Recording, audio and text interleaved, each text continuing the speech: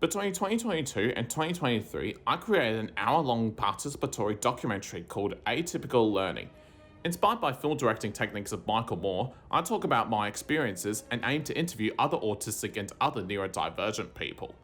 I wanted to give them a comfortable space to talk about their experiences as a neurodivergent person. This documentary was quite a massive project for me, and it was a level up from my two short films, Straight Home and 8 Steps. I've been thinking about autism representation in mainstream media, and I wanted to take it a step further. I explained in my documentary that once I presented my concept, it was selected to be produced at Swinburne, and this is where my documentary story began.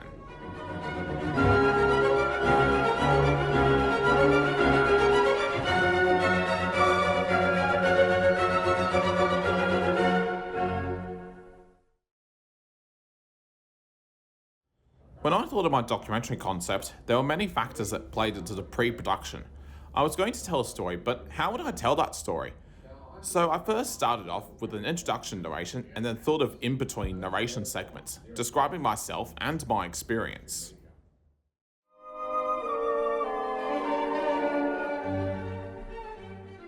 I also needed subjects for my documentary, and I didn't want to look for people outside of university, so I scouted for subjects within Swinburne. How did I do this? Firstly, I asked my teacher if she knew any neurodivergent students who might be interested in being interviewed, and one person responded. I created a flyer looking for neurodivergent people to be interviewed and stuck them around the university. I had 5 to 9 students apply, with some liking the idea, with others feeling uncomfortable with being interviewed and potentially having their condition shown on the big screen. Later, I scheduled production meetings with the 4 interviewees to get to know them better, before the filming took place. I communicated with emails frequently during production and post-production, with final 4 subjects attending most of the meetings.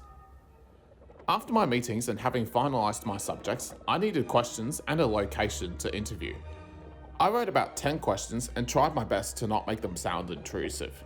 I scouted the university to look for a suitable spot for the interviews, but my production crew thought of a room that would be the perfect spot. It was the Factory of the Future meeting room, a circular spheric wooden room with curved walls, a screen, some windows, and plastic panels. It was perfect.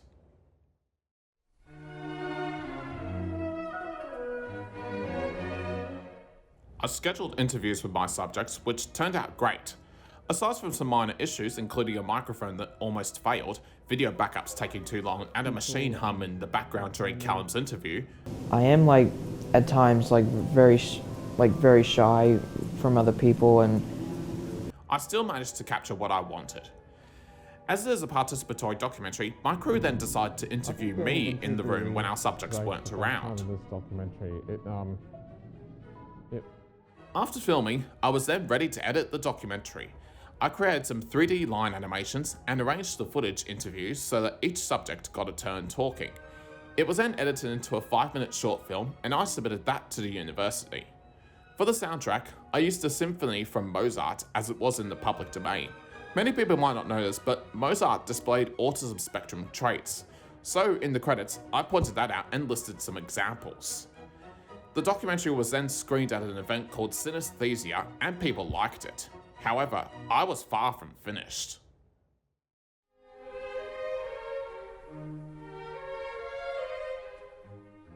The interviews took way longer than I thought, and I kept thinking about the stories my subjects were talking about.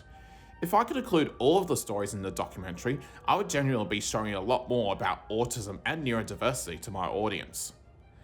I spent the next couple of months editing my interviews and creating animations for my soon-to-be feature-length documentary. I sometimes had to wait for months as I focused on schoolwork.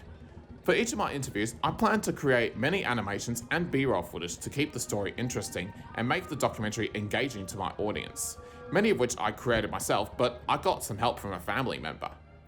As Aiden talks about how his brain works, there is a storm cloud sequence I created myself, not with software and not as Smoke Machine. In the 1980s, when 3D graphics were still being developed, film directors created practical effects of storm clouds. A layer of salt water and a layer of fresh water was poured into glass tanks inside a green screen room. Second, they would squirt paint or milk into the water, which would disperse and expand, resembling clouds. The cloud can then be edited into the sky in post-production. I filled a glass bowl of water, and whilst filming the bowl, I would drop little bits of milk into the bowl to generate storm clouds. I did this a couple of times and would sometimes shine a torch through the glass bowl to generate sunlight or daytime overcast. As I edited rough cuts, I kept showing it to my subjects and to my family for feedback and refinement. This is an important aspect of my filmmaking, as reworking and refinement is an important aspect of the overall project. For music, one of my subjects, Aiden, suggested lo-fi music for my soundtrack. So I just looked up neurodivergent lo-fi music on YouTube and found a video with a collection of songs from an artist, Purple Cat. Their songs had Creative Commons licenses, so I decided to use it, but I also got my father, Setu Taule Allo, to compose some of the music for some segments, even using one of his tracks for my credits.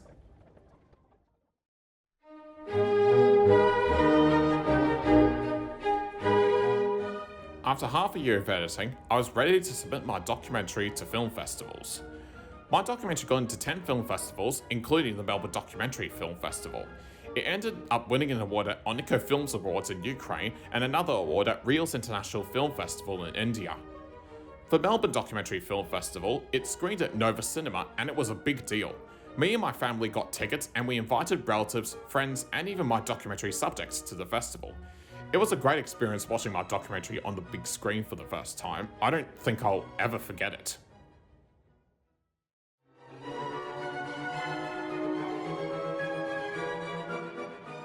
So that is the story of my documentary film and how I got other neurodivergent people to talk about their own experiences. At the time, I felt confident to write and think of stories about neurodivergent people. I am also interested in setting a standard of neurodivergent representation in mainstream media. This is probably easier said than done, but as a film director, I'm going to take a while to get to that point. I also don't know what will happen to me in future.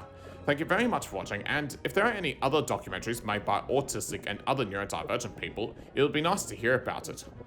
Overall, autism representation is more than just an autistic actor. It is also about collaboration with other neurodivergent people, and if an autistic or neurodivergent film director themselves is creating the film.